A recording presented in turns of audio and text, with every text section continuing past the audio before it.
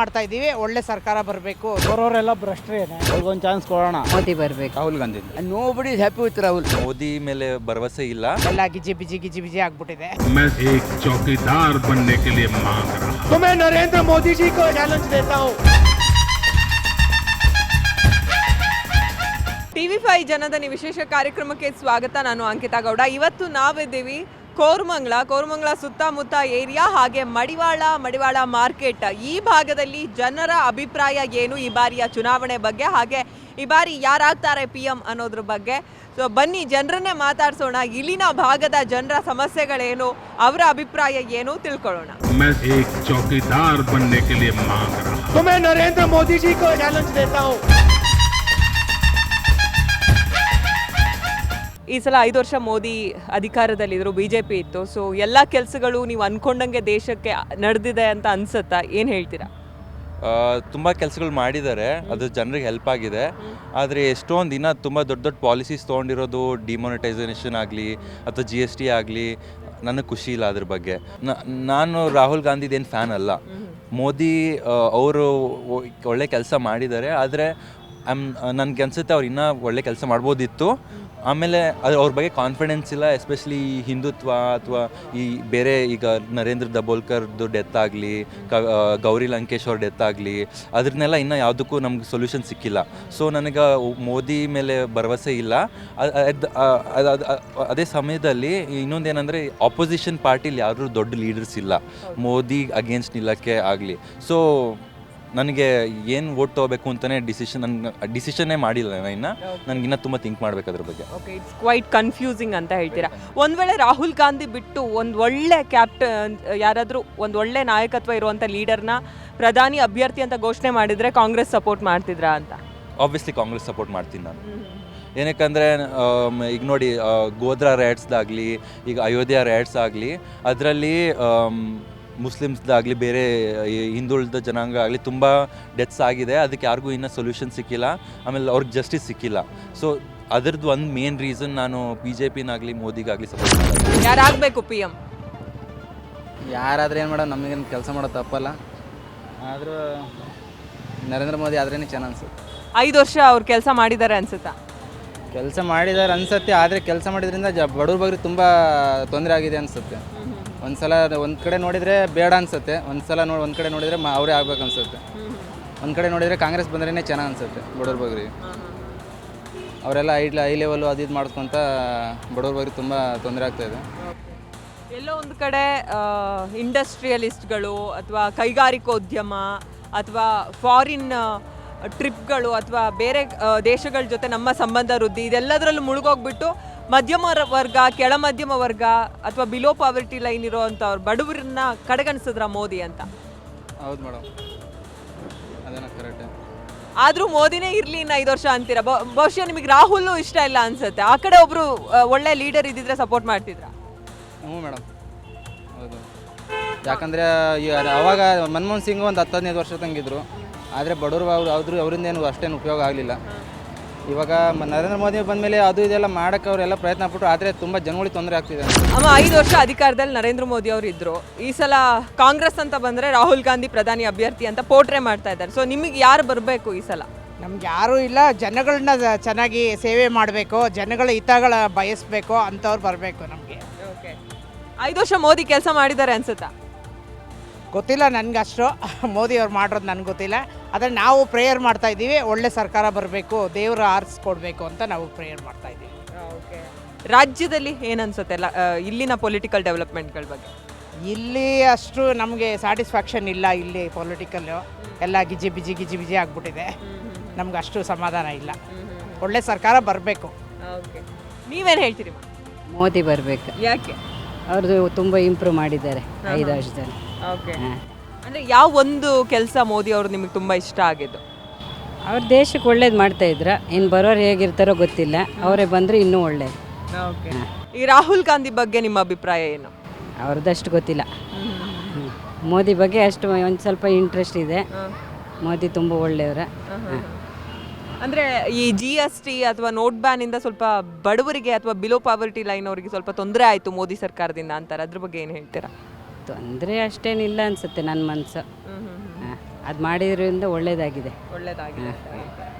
ಅಂದರೆ ಇನ್ನೂ 5 ವರ್ಷ ಅವ್ರಿಗೆ ಅವಕಾಶ ಕೊಡಬೇಕು ಅಂತ ಹೇಳ್ತಿದ್ರೆ ಇಂಪ್ರೂವ್ ಆಗ್ಬೋದು ಮತ್ತು ಇನ್ನು. ಮೋದಿ 5 ವರ್ಷ ಇದ್ರಲ್ಲ, ಕೆಲಸಗಳೆಲ್ಲ ಚೆನ್ನಾಗಾಗಿದೆ, ದೇಶ ಚೆನ್ನಾಗಿ ನಡೀತಿದೆ ಅಂತ ಅನ್ಸುತ್ತಾ? ಹೆಂಗೆ? ಇಲ್ಲ ಅನಿಸ್ತಾ ಇಲ್ಲ.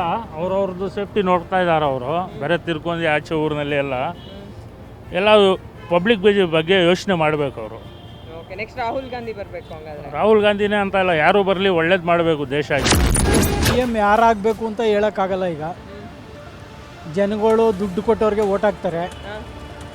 ನ್ಯಾಯ ನೀತಿಗೆ ಅದು ಕಾಲ ಇಲ್ಲ. ಯಾರು ದರೋಡೆ ಮಾಡವ್ರೆ, ಕಳ್ಳರು, ಭ್ರಷ್ಟಾಚಾರ ಮಾಡವ್ರೆ, ಅತ್ಯಾಚಾರ ಮಾಡವ್ರೆ ಅವರೇ ಎಲೆಕ್ಟ್ ಆಗ್ತಾರೆ. ಒಬ್ಬ ಬಡವ ನ್ಯಾಯಯುತವಾಗಿ ಅವನು ಸ್ವಾಭಿಮಾನದಿಂದ ಬದುಕ್ತಾ ಇರೋನು ಎಲೆಕ್ಷನ್ ನಿಂತ್ಕೊಂಡ್ರೆ ಅವನಿಗೆ ಜನ ಓಟ್ ಹಾಕೋದಿಲ್ಲ. ಅಂಥವ್ರು ಆಯ್ಕೆನೂ ಆಗಲ್ಲ. ಬರೋರೆಲ್ಲ ಭ್ರಷ್ಟರೇನೆ. ಯಾರನ್ನು ನಾವು ಆಯ್ಕೆ ಮಾಡಬೇಕು ಅಂತ ಕನ್ಫ್ಯೂಸ್ ಆಗ್ಬಿಟ್ಟದು ನಮಗೆ. ಇನ್ನೂ ನಾವು ತೀರ್ಮಾನನೇ ಮಾಡೋಕ್ಕಾಗಿಲ್ಲ. ಈಗ 5 ವರ್ಷ ಮೋದಿ ಇದ್ರಲ್ಲ, ಅವ್ರ ಕೆಲಸಗಳು ನಿಮಗೆ ಸ್ಯಾಟಿಸ್ಫ್ಯಾಕ್ಷನ್ ಕೊಡಲಿಲ್ವಾ ಹಂಗಾದ್ರೆ? ಏನು ಸ್ಯಾಟಿಸ್ಫ್ಯಾಕ್ಷನ್ ಆಗಿದೆ? ನೋಟ್ ಬ್ಯಾನ್ ಮಾಡಿದ್ರು, ಅದರಿಂದ ಏನು ಪ್ರಯೋಜನ ಆಯಿತು? ಬ್ಲ್ಯಾಕ್ ಮನಿ ಮಡಿಕೊಂಡಿದ್ದವರೆಲ್ಲ ವೈಟ್ ಮಾಡಿಕೊಂಡ್ರು. ಬಡವ್ರಿಗೆ ಏನಾದ್ರು ಹೆಲ್ಪ್ ಆಯಿತಾ? ಆಗಲಿಲ್ಲ. ಅವರು ನೋಟ್ ಬ್ಯಾನ್ ಮಾಡಿದಾಗ ನಾವು ಸುಮಾರು 2 ತಿಂಗಳು ಪಟ್ಟಿರೋ ಕಷ್ಟ ಯಾರಿಗೂ ಹೇಳ್ಕೊಳಕ್ಕಾಗಲ್ಲ. ಅಷ್ಟೊಂದು ಕಷ್ಟಪಟ್ಟಿದ್ದೀವಿ.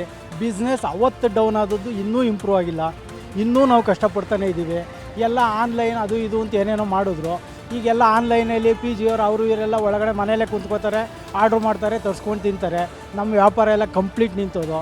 ಇನ್ನು ಮೋದಿ ಬಡವ್ರಿಗೆ ಹೆಲ್ಪ್ ಮಾಡಿರೋದೇನು? ಅದೇನೋ 15 ಲಕ್ಷ ಹಾಕ್ತೀನಿ, ಅದೇನೋ ಅದು ಮಾಡ್ತೀನಿ, ಫಾರಿನಿಂದ ದುಡ್ಡು ತರ್ತೀನಿ, ಸ್ವಿಸ್ ಬ್ಯಾಂಕಿಂದ ತರ್ತೀನಿ ಅಂದರು. ಏನು ತಂದರು? ಏನೂ ಮಾಡಲಿಲ್ಲ. ಏನೋ ಅದೇನೋ ಆ ಬಾರ್ಡ್ರಲ್ಲಿ ಏನೋ 2 ಸೈನಿಕರು, ಅಷ್ಟು ಜನ ಸೈನಿಕರು ಸತ್ತರು. ಅದ್ಯಾರೋ ಟೆರರಿಸ್ಟ್ ಒಂದಿಬ್ಬರನ್ನ ಸಾಯಿಸ್ಬಿಟ್ಟು ಅದಕ್ಕೆ ಒಂದು ಹೊಡೆದಾಗ ಒಂದು ಪೋಸ್ಟ್ ಕೊಡ್ತಾರೆ, ಇದು ಮಾಡ್ತಾರೆ, ಅದು ಮಾಡ್ತಾರೆ. ಏನೇ ಒಂದು ದೇಶಕ್ಕೆ ಮಾಡಿದ್ರೆ ನಾವು ಬಲಗೈಲಿ ಮಾಡೋದು ಎಡಗೈಗೆ ಗೊತ್ತಾಗಬಾರ್ದು. ಆ ರೀತಿ ಮಾಡಬೇಕು. ಅದನ್ನು ಬಿಟ್ಬಿಟ್ಟು ಇವರೆಲ್ಲ ಇವರು TRPಗೋಸ್ಕರ, ಇವರು ಅಡ್ವರ್ಟೈಸ್ ಮಾಡೋಕ್ಕೋಸ್ಕರ, ಇವ್ರ ಹೆಸರು ಇಂಪಾಗೋಕ್ಕೋಸ್ಕರ ಮಾಡ್ತಾರೆ ಅಷ್ಟೇ. ಇವರೇನು ಯಾವುದಕ್ಕೂ ಏನು ಉದ್ಧಾರ ಆಗಬೇಕು ಅಂತ ಮಾಡಲ್ಲ. ಯಾರು ಬಂದರೂ ಅದೇ ಕತೆ. ಈಗ ನೀವು ಹೇಳಿದ್ರಿ ಒಂದಷ್ಟು ಪ್ರಿನ್ಸಿಪಲ್ ಇರೋ ಅಂಥವ್ರು ಯಾರೂ ಇಲ್ಲ ಅಂತ. ಈಗ ಉಪೇಂದ್ರ ಅವ್ರ ಪಕ್ಷದ ಬಗ್ಗೆ ನಿಮಗೆ ಗೊತ್ತಿರ್ಬೋದು, ಪ್ರಜಾಕೀಯ ಬಹಳನೇ ಒಂದು ಪ್ರಿನ್ಸಿಪಲ್ಡ್ ಆಗಿ ಅವ್ರು ಮಾಡ್ತಿದ್ದಾರೆ. ಬಟ್ ಅವ್ರಿಗೆ ಸಪೋರ್ಟ್ ಆ ಮಟ್ಟಿಗೆ ಸಿಗ್ತಿದೆ, ನಿಜಕ್ಕೂ ಜನ ಬೆಂಬಲ ಕೊಡ್ತಾರೆ ಅಂತ ಅನ್ಸುತ್ತಾ? ಇಲ್ಲ, ಇಲ್ಲಿ ಭ್ರಷ್ಟಾಚಾರ ತುಂಬಿ ತುಳುಕ್ತಾ ಇದೆ. ಯಾರು ದುಡ್ಡಿಗೆ ಕೊಡ್ತಾನೆ ಅವನಿಂದ ಜನ ಹೋಗ್ತಾರೆ. ಯಾರು ದುಡ್ಡು ಕೊಡ್ತಾನೆ ಅವನಿಗೆ ಓಟ್ ಹಾಕ್ತಾರೆ. ನ್ಯಾಯ ನೀತಿಯಾಗಿ ಧರ್ಮವಾಗಿರೋ ನಾನು ಓಟ್ ಹಾಕು ಅಂದರೆ ಯಾರು ಓಟ್ ಹಾಕೋದಿಲ್ಲ. ಅವನು ಯಾವ ಪಕ್ಷ ಕಟ್ಟಿದ್ರೂ ಬೆಳೆಯೋಕ್ಕಾಗೋದಿಲ್ಲ. ಪರಿಸ್ಥಿತಿ ಹಂಗಿದೆ. ಇಲ್ಲೇನು ಗೊತ್ತಾ, ಜಾತಿ ರಾಜಕಾರಣ ಜಾಸ್ತಿ. ನಮ್ಮ ಜಾತಿ ಏನೋ, ನಮ್ಮಿದು, ಆ ಜಾತಿ ಏನೋ, ಅವನಿದು, ಅವ್ನು ನಮ್ಮ ಸಂಬಂಧಿಕ, ಅವನ ಹತ್ರ ದುಡ್ಡದೆ, ಅವನು ಹೋದ್ರೆ ಇವತ್ತು ಕೊಡ್ತಾನೆ, ಇವನೇನು ಕೊಡ್ತಾನೆ, ಈ ರೀತಿ ಮನೋಭಾವ ಜನಗಳಲ್ಲಿ ಬೆಳ್ಕೊಂಬಂದ್ಬಿಟ್ಟಿದೆ. ನಮ್ಮ ರಾಜ್ಯದ ಅಧಿಕಾರಗಳ ಬಗ್ಗೆ ಏನಂತೀರಾ? ಅಂದರೆ ಇಲ್ಲಿ ಮೈತ್ರಿ ಸರ್ಕಾರ ಇದೆ, ಹೆಂಗೆ ಅನಿಸುತ್ತೆ? ನಿಮ್ಮ ಜನಸಾಮಾನ್ಯರಾಗಿ ನಿಮ್ಮ ಅಭಿಪ್ರಾಯ ಏನು? ಮೈತ್ರಿ ಸರ್ಕಾರ ಬಂದು ಯಾರನ್ನೂ ಏನೂ ಉದ್ಧಾರ ಮಾಡಲಿಲ್ಲ. ಫಸ್ಟ್ ಆಫ್ ಆಲ್ ಅವರು ರೈತರು ಸಾಲ ಮನ್ನಾ ಮಾಡ್ತೀನಿ ಅಂತ ಅಂದ್ಬಿಟ್ಟು ಮಾಡೋದೇ ದೊಡ್ಡ ತಪ್ಪು. ಮುಕ್ಕಾಲು ಭಾಗ 90% ರೈತರು ಯಾರೂ ಸಾಲ ತಗೊಂಡು ಬೆಳೆ ಬೆಳೆದು ಲಾಸ್ ಆಗಿಲ್ಲ. ಸಾಲ ತಗೊಂಡವ್ರೆ, ಮಕ್ಳು ಮದುವೆ ಮಾಡವ್ರೆ, ಅಳಿದಿರಿಗೆ ಸೈಟ್ ಕೊಡ್ಸವ್ರೆ, ಕಾರ್ ಕೊಡ್ಸವ್ರೆ, ಜೂಜಾಡವ್ರೆ, ಎಲ್ಲ ಹಾಳು ಮಾಡ್ಕೊಂಡವ್ರೆ. ನಮಗೆ ಲಾಸ್ ಆಯಿತು, ತುಂಬಿಕೊಡಿ ಅಂತಾರೆ. ಯಾರು ದುಡ್ಡು ಕೊಡ್ತಾವ್ರೆ? ಕುಮಾರಸ್ವಾಮಿ ನಾನು ಸಾಲ ಮನ್ನಾ ಮಾಡಿದೆ ಅಂತಾರೆ. ಅವ್ರ ಮನೆ ದುಡ್ಡಲ್ಲಿ ಮಾಡಿದ್ರಾ? ಬೆಂಗಳೂರು ಜನ 50%ಗಿಂತ ಜಾಸ್ತಿ ಕರ್ನಾಟಕದಲ್ಲಿ ಏನು ಟ್ಯಾಕ್ಸ್ ಕಲೆಕ್ಟ್ ಆಗ್ತಾ ಇದೆ ಅದು ಬೆಂಗಳೂರು ಜನ ಕಟ್ತಾವ್ರೆ. ಅವ್ರು ಕಟ್ಟೋ ಟ್ಯಾಕ್ಸ್ನ ತಗೊಂಡೋಗಿ ಅನ್ನೆಸೆಸರಿ ವೇಸ್ಟ್ ಮಾಡ್ತಾರೆ. ಗಠಬಂಧನದಲ್ಲಿ ಬೇಕಾದಷ್ಟು ಹೆಸರು ಓಡ್ತಾ ಇದೆ. ಎಲ್ಲ ಗಡ್ಬಡ್ ಬಂಧನ ಆಗಿದೆ. ಆಗಿದೆ. ಗಠಬಂಧನ ಅಲ್ವೇ ಅಲ್ಲ. ನೋಡಿ, ಇನ್ ಕೂನಿಂಗ್ Bengal, she has said nothing doing, you keep him away ಅಂತ. Today she has said he is a boy, he is a kid ಅಂತ ಹೇಳಿದಾಳೆ. ಅದೇ ಥರ ತಗೊಳ್ಳಿ, ಈ ಆಂಧ್ರ ಪ್ರದೇಶದಲ್ಲಿ ಚಂದ್ರಬಾಬು ನಾಯ್ಡು ಹೇಳ್ತಾನೆ ಇಲ್ಲ, we have no ಗಠಬಂಧನ ಅಂತ ಹೇಳ್ತಾನೆ.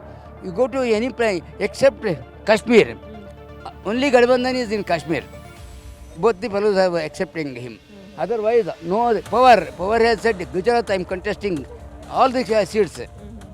That means it is a Gadbandhan only. Yes, ಹೌದು. ಅಂದ್ರೆ ಈ ಕರ್ನಾಟಕ ಎಲೆಕ್ಷನ್ ಆದ್ಮೇಲೆ ಇಲ್ಲಿ ಅಧಿಕಾರಕ್ಕೆ ಬಂದಾಗ ಏನಲ್ಲಿ ದೊಡ್ಡ ವೇದಿಕೆ ಮೇಲೆ ಎಲ್ಲ ಸೇರಿದ್ರು ಬಿಟ್ರೆ ಆಮೇಲೆ ಅದು ಉಳಿಲಿಲ್ಲ. ಇವತ್ತು ಬಹಳ ದೂರ ಹೋಗಿದೆ. ಆ ವೇದಿಕೆಯಲ್ಲಿ ಏನು ಇವರು ಕೈ ಕಾಲು ಎಲ್ಲ ಜೋಡಿಸಿದ್ರು, ಅದರಿಂದ ಬಹಳ ದೂರ ಹೋಗಿದ್ದಾರೆ. And nobody is happy with Rahul. ಅದನ್ನು individual, all the party I am talking, no one is happy with him. And maturity looks be very way. ಅವನು ಎಲ್ಲದಕ್ಕೂ ಪ್ರೂಫ್ ಕೇಳ್ತಾನೆ. ಈಗ ನಾವು ಇದನ್ನೇ ಮಾತಾಡ್ತೀವಿ, ಬಸ್ ಅವರು ಸೈಂಟಿಸ್ಟು, ಅವರು ಅದೇ ಅಂತಿರು. ನಾವು ಪ್ರೂಫ್ ಕೇಳೋದು ಯಾರನ್ನ? ಪಾಕಿಸ್ತಾನದವರು ಒಪ್ಕೊಂಡಿದ್ದಾರೆ. ನಾವು ಇಂಡಿಯಾದವ್ರು ಪ್ರೂಫ್ ಕೇಳಿ ಅಂದರೆ ಏನು ಅರ್ಥ ಇದೆ ಅದಕ್ಕೆ? That is my view. That my view. Modi ಬಗ್ಗೆ ನಿಮ್ಮ ಅಭಿಪ್ರಾಯ ಏನು? 5 ವರ್ಷ ಅವರು ಹೇಳದಂಥ ಭರವಸೆಗಳನ್ನೆಲ್ಲ ಕಂಪ್ಲೀಟ್ ಮಾಡಿದ್ದಾರೆ ಅನ್ಸುತ್ತಾ? ಅಲ್ಲ, ಎಕ್ಸೆಪ್ಟ್ ಫಾರಿನ್ ಹಣ ತರ್ತೇನೆ ಅಂತ ಏನು ಹೇಳಿದ್ದಾನೆ ಅದು ಬೇಕಾದಷ್ಟು ಕಾರಣಗಳಿಂದ ಅದು ಮಟೀರಿಯಲೈಸ್ ಆಗಿಲ್ಲ. ಅದು ಒಂದು ಬಿಟ್ಟರೆ ಅವನು ಉಳಿದಿದ್ದೆಲ್ಲ he has completely done the job. And selfish ಇಲ್ಲ ಅವನು, ಯಾಕಂದರೆ ಅವನು ಹೆಂಡ್ತಿಲ್ಲ, ಮಕ್ಕಳಿಲ್ಲ, ಅಮ್ಮನ ಸಹಿತ ಹೊರಗಿಟ್ಟಿದ್ದಾರೆ, ಅಣ್ತಮ್ಮಂದರು ದೂರ ಇದ್ದಾರೆ. ಅದರಿಂದ ಅವನು ನನ್ನ ಪ್ರಕಾರ he is living only for the sake of country. If it dies the India will become orphan.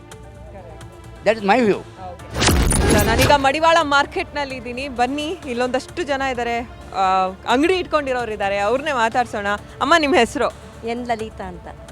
ಎಷ್ಟು ವರ್ಷದಿಂದ ಇಲ್ಲ ಅಂಗಡಿ ಇಟ್ಟಿದೆ? 30 ವರ್ಷದಿಂದ ಇದ್ದೀನಿ. 30 ವರ್ಷದಿಂದ ಇದೆ. ಎಲೆಕ್ಷನ್ ಬರ್ತಾ ಇದೆ, ಗೊತ್ತಿರ್ಬೋದು. ನಿಮ್ದು ಓಟ್ ಇದೆಯಾ ಅಮ್ಮ? ಹಾಂ, ಇದೆ ಇದೆ ಇದೆ.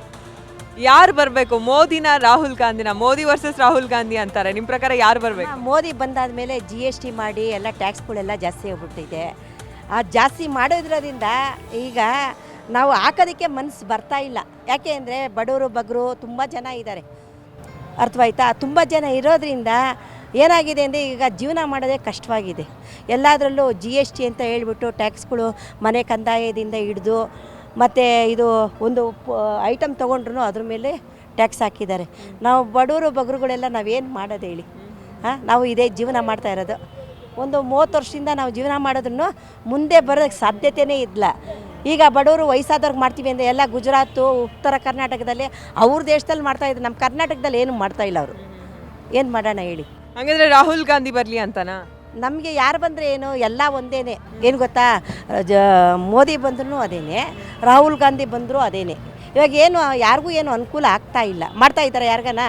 ನೀವು ತಿಳ್ದಂಗೆ ಇವಾಗ ನೀವು ಹೇಳ್ತಾ ಇದ್ದೀರಲ್ಲ, ಅದೇ ಮೋದಿದು ಮತ್ತು ರಾಹುಲ್ ಗಾಂಧಿ, ಅವಾಗ ಅವ್ರ ತಾಯಿಯವರು ಇದ್ದರು, ಭಾರಿ ಬಡವರು ಬಗ್ಗರು, ಕಣ್ಣಿಲ್ದವರು, ಕೈ ಇಲ್ದವರು, ಕಾಲಿಲ್ದವರು, ಗೋರ್ಮೆಂಟ್ ಕೆಲಸ ಎಲ್ಲ ಅವರು ತಾಯಿಯವರು ಭಾರಿ ಪ್ರಸಿದ್ಧವಾಗಿ ಕೊಟ್ಟಿದ್ದಾರೆ.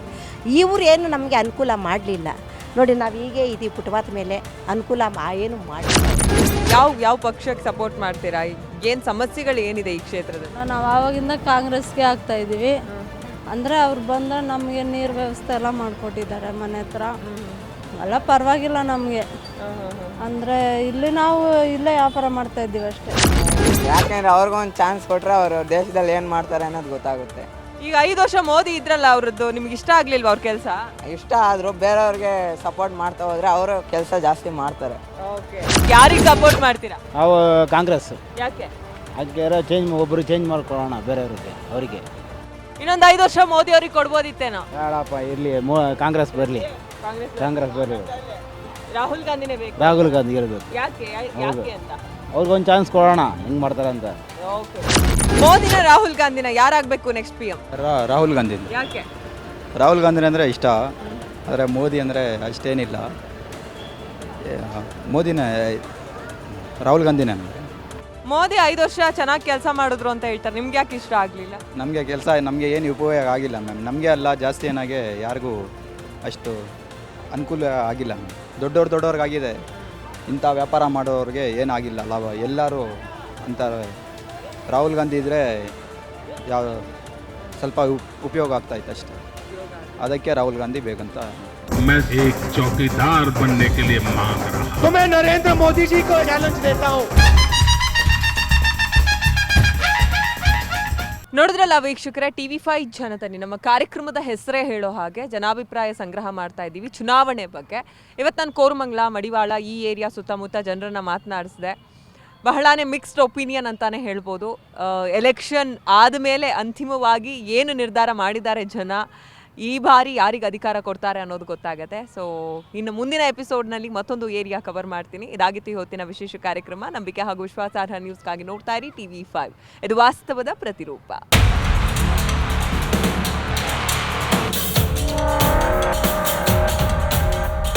ಪ್ರೇಯರ್ ಮಾಡ್ತಾ ಇದ್ದೀವಿ, ಒಳ್ಳೆ ಸರ್ಕಾರ ಬರಬೇಕು. ಬರೋರೆಲ್ಲ ಭ್ರಷ್ಟರೇನೆ, ಅವ್ರಿಗೊಂದು ಚಾನ್ಸ್ ಕೊಡೋಣ. ಮೋದಿ ಬರಬೇಕು. ರಾಹುಲ್ ಗಾಂಧಿ.